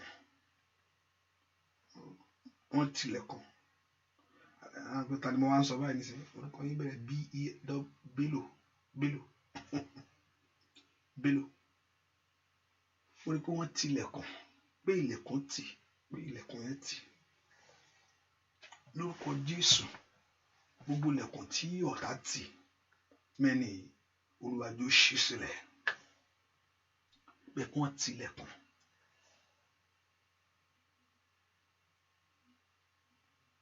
Olúwa ní kí n sọ fún pé kọ́kọ́rọ́ tẹ́ ẹ fi ṣí ó wà lọ́wọ́ òun Ọlọ́run ó ní kẹ́ ẹ súnmọ́ òun. Olúwa ní kí n sọ fún pé kọ́kọ́rọ́ tó fi ṣí ó wà lọ́wọ́ òun ní kẹ́ ẹ súnmọ́ òun. Ọ̀gbẹ́ni yẹn ń gbọ́ mi kọ́kọ́rọ́ tẹ́ ẹ fi ṣí ó ló wà lọ́wọ́ òun ó ní kẹ́ ẹ súnmọ́ òun.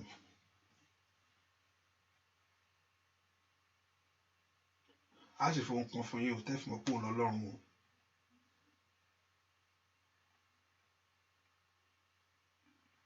Hallelujah. Ẹ máa dúpẹ́ lọ́wọ́ Ọlọ́run á sì fi agbára hàn nínú ayé Ọlọ́run ilẹ̀kùn yìí lórúkọ Jésù kò ṣí sílẹ̀ àánú kò ṣẹlẹ̀ ilẹ̀kùn yìí kò ṣí sílẹ̀ kọ́kọ́rọ́ yìí fi àánú múlẹ̀ ẹni lọ́wọ́.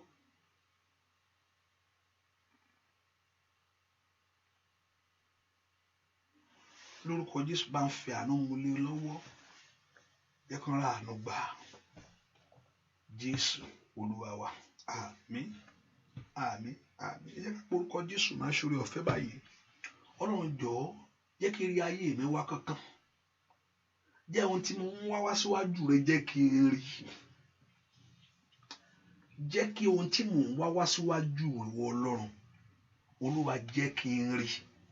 Ẹ sọ fún Jésù Olúwa jẹ́ kí ìyanu mi ṣẹlẹ̀ jẹ́ kí ohun tí mò ń wá síwájú rẹ Olúwa jẹ́ kí n rí. Mẹ́kọ̀ọ́ porúkọ Jésù dáadáa Olúwa jẹ́ kí n rí. Olúwa jẹ́ kí n rí ohun tí mò ń wá síwájú rẹ Olúwa jẹ́ kí n rí. Ohun tí mò ń kanlẹ̀kùn rẹ̀ jẹ́ kí ilẹ̀kùn rẹ̀ ṣẹ. Gbogbo tí mò ń sọ látọ̀rọ̀ rẹ̀ ẹlòmíì pátúà mo sì ń sọ fún pásítọ̀ yìí pátúà ló ń sọ ọmọ mò ń wà gbogbo ilé tó ń sọ yẹn kò bá òun àní pé òun gbọ́ ọmọ ni ẹlòmíì kan tó sì bá wá ọkọ ni gbogbo ilé tẹ́ ń sọ yẹn gbàgbé àní kí n rọ́kọ ìwé ìgbélú lọ̀rọ̀ tòun o ohun tó jọ lójú nìsín àní kí ìwé ìgbélú òun bọ̀ sí gbogbo yòókù ẹ̀fìn yẹn lẹ̀ ìyẹn gan ni kọ́lọ́run wá yanjú fún ẹ lónìí ohun gangan ló fẹ́ kọ́lọ́run kó yanjú fún ẹ lónìí ju bẹ́ẹ̀ lọ kó ṣe fún ọ ẹ bèrè ohun tí mò ń wá Olúwa jẹ́ n rí Olúwa jẹ́ n rí ai màkàrí power ìsàìdá gbogbo ẹ̀mí adẹ́tẹ̀ ó yá jáde gbogbo ẹ̀mí ẹ̀tẹ̀ ó yá jáde gbogbo ẹ̀mí ẹ̀tẹ̀ ó yá jáde every spirit of leprosy jáde riba isauru kataya every spirit of leprosy jáde ohun tó bá aṣáájú Ọlọ́run ó yá rí lónìí Olúwa kó yà yín lẹ́nu ayé yín kó gba ògo ńlá ẹ wo Ọlọ́run kó bú jáde àkókò tí tó fún ọwọ́ àṣeyọrí o àkókò tí tó fún ọwọ́ ìbùkún àkókò tí tó fún ọwọ́ ògo àkókò tí tó fún ọwọ́ ẹwà k'Olúwa kó dá yín lò níbi àyè ńlá torí pé ẹ gbẹ́kẹ̀lé Olúwa ọ̀nà àbáyọ yín kó là torí pé ẹ fi Olúwa ṣe ìsádi kẹ́ ẹ rí ìrànlọ́wọ́ gbà ní orúkọ Jésù k'Olúwa kó ṣàánú fún yín gbogbo ohun tẹ́ ẹ ń retí fún ìyanu kó ṣẹlẹ̀ gbogbo ohun tẹ́ ẹ ń dúró dè lórúkọ Jésù kó wá kankan níbi àyè ńlá k'Olúwa kó dá yín lóhùn ayé yín kó gbọ́ ọ̀rọ̀ Olúwa lónìí kó bẹ̀rẹ̀ sí ṣe rere ayé yín kó gbọ́ ọ̀rọ̀ Olúwa lórúkọ Jésù kó bẹ̀rẹ̀ sí dára ayé yín kó gbọ́ ọ̀rọ̀ Olúwa lórúkọ Jésù kó bẹ̀rẹ̀ sí rí ire mú ayé yín kó gbọ́ ọ̀rọ̀ Olúwa lórúkọ Jésù kó bẹ̀rẹ̀ sí gbóhùn ńlá ṣe ara yín kó gbọ́ ọ̀rọ̀ Olúwa lórúkọ Jésù kó gba ìwòsàn ní orúkọ Jésù ìbànújẹ́ kó jìnnà ọwọ́ ìkà ènìyàn kó kúrò tí yín kó dé ayọ̀ k'Olúwa kó ràn yín lọ́wọ́ ìyanu kó ṣẹlẹ̀ ìyanu kó ṣẹlẹ̀ Ai màkàlì ẹnìkan kúnbi ẹni tó bá ń jẹ́ kúnbi lórúkọ Jésù k'Olúwa kó bọ́ aṣọ ìyà lọ́rùn rẹ lọ́wọ́lọ́wọ́ k'Olúwa kó wọ̀ ọ́ láṣọ àṣeyọrí ńlá ìyanu kó ṣẹlẹ̀ ògo Ọlọ́run kó bú jáde mo ní kí Ọlọ́run kó fún yín ní ẹ̀rí ńlá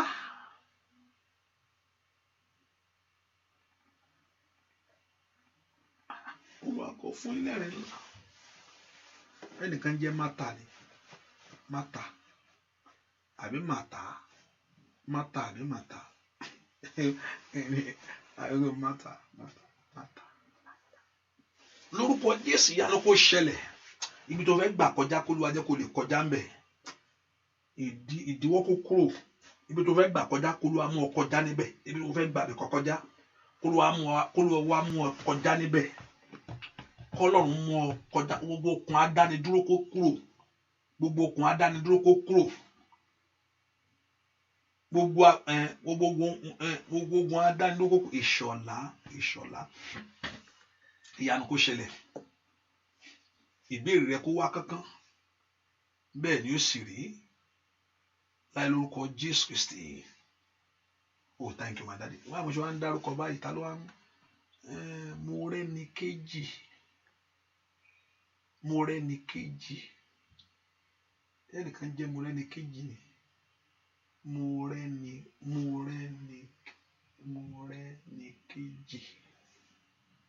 Mọ́rẹ́níkejì ohun tí ẹni bá ń dúró de o lórúkọ Jésù Olúwa ní òun ó fún ọ ohun tó ń dúró de Olúwa ní òun á fún ọ ohun tó ń dúró de Olúwa ní òun á fún ọ bẹ́ẹ̀ ni yóò sì rí bẹ́ẹ̀ kí gbogbo èèyàn gbàdúrà sọ fún Ọlọ́run fún mi ní àṣeyọrí ilé orúkọ Jésù dáa sọ pé Ọlọ́run fún mi ní àṣeyọrí ilé sọ pé Jésù Olúwa fún mi ní àṣeyọrí ilé Olúwa jẹ́ kí n ní àṣeyọrí ilé jẹ́ kí n ní àṣeyọrí ìdènà kù orúkọ Jésù Olúwa jẹ́ kí n ní àṣeyọrí ilé Olúwa jẹ́ kí n rí àṣeyọrí ilé sọ fún Jésù Olúwa jẹ́ kí n ní àṣeyọrí ilé látùnú Olúwa jẹ́ kí n ní àṣeyọrí ilé jẹ́ kí n ní sọ fún Jésù Olúwa jẹ́ kí n ní àṣeyọrí ilé jẹ́ n rí ilé ìkọ́ Olúwa jẹ́ kí n rí ilé ìkọ́ Olúwa jẹ́ kí n ní àṣeyọrí ilé gbọ́ àdúà lórúkọ Jésù Kristi Olúwa wa gbogbo tá a béèrè lọ́wájú rẹ lónìí ṣó ti béèrè tiẹ̀ lọ́wọ́ Ọlọ́run jẹ́ kí àwọn èèyàn kó rí àánú gbà o má jà wá lásán má jà wí lásán gbogbo tá a nà pa àdúrà sí Olúwa kọjá lọ síbẹ̀ jẹ́ kí ayọ̀ wa kó ṣẹlẹ̀ má jẹ́ kí gèlè tú dànù o má jẹ́ kí ọjọ́ ayọ̀ yìí bàjẹ́ bàbá o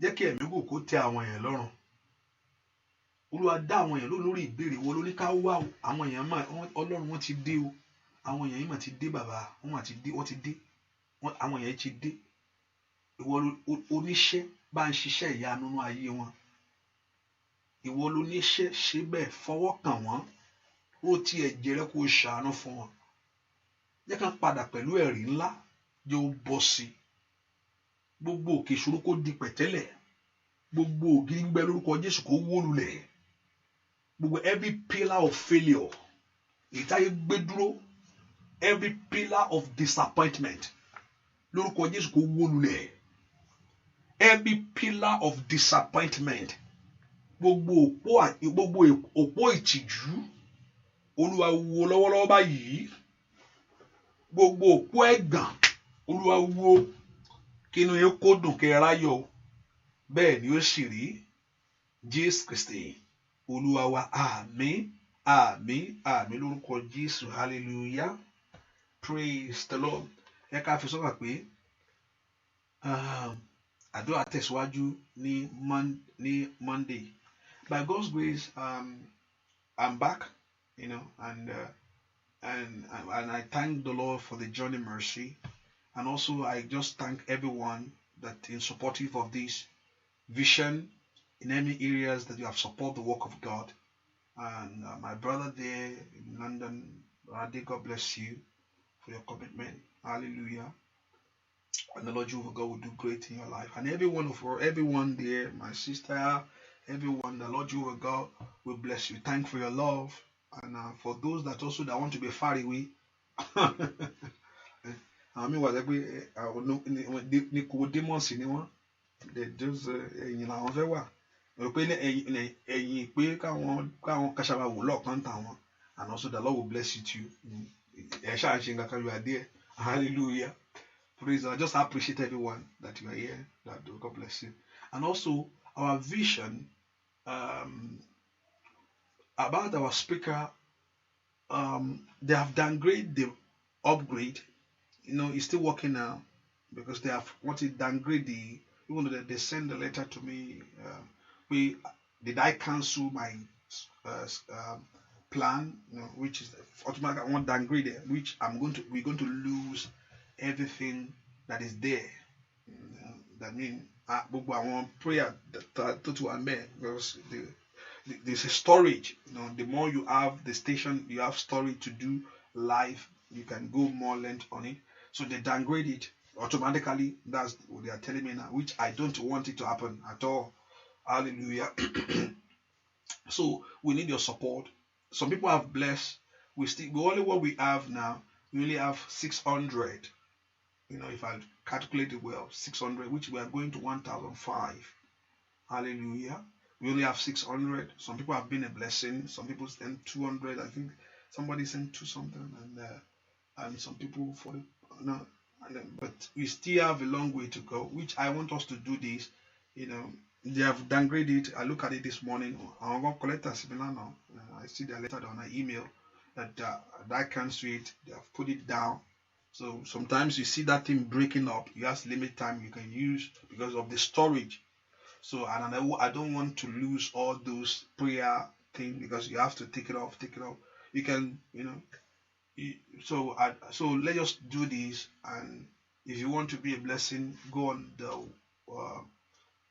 in every just do it and just do this quickly. I want us to settle this quickly and take it out of my mind because I keep on receiving email from them. This and this.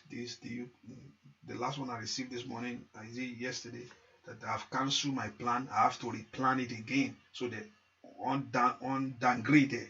So I don't have a station. They don't have it anymore. So the Lord, I don't want to lose all this prayer that is there because we need it for Akoko Ayomi. So to run 24 hours. So Akoko Ayomi now, I'm going to put the prayer there now. I said when I'm live, you can able to listen to you can am I play this music don't play so I have to I have to put the all this prayer so you can able to listen to it 24 hours. So you can able to listen 24 hours radio on Akoko Ayomi radio itself. So we need all these things. So I don't want to lose it because we need it for Akoko Ayomi to be running 24 hours prayer. So anytime we come live, so it can be live also. So we need your support to do this. So I want us to do the Lord say that family. Let us settle that. That's not too much to do. Some people have tried their best, but it's not enough to this, And the Lord Jehovah God will strengthen us and uphold us. Because hallelujah. Because I've been telling you, it's not free. There's nothing free. There's nothing free. Isholuwa only do. If you want to do it well, Isholuwa need do. Ṣọ̀rọ̀ pé ṣe ń burúbú ṣe ká bàbá ìwọ tó ṣe ń burúbú náà wà sọ̀túnmọ̀ ẹ̀ fún wọn ṣe ń burúbú kò rán o àwọn sọ pé wọn gba owó wọn làwọn fẹ́ hallelujah, but God can interpret to them. Hallelujah. So let's do paper fcministry@yahoo.com. FC Ministry. If you want to use paper, FC Ministry at Yahoo. Those on Zelle, you can use 240-593-2570. If you Zelle, also you can use Cash App.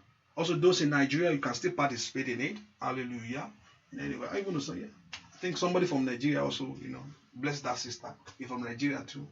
Hallelujah. So, and also those that are there, that be a blessing. We need this thing to run this thing. It's not, Facebook is free. Facebook is what? No, it's more than that. Facebook is free. Facebook is, hallelujah. Hallelujah. And also the other thing that also want to get to make it easy, I spoke to the person also to make it convenient. And also we can also tune in. Tune in. You can also listen to it through tune in also. You can go on tune in and listen to the prayer too.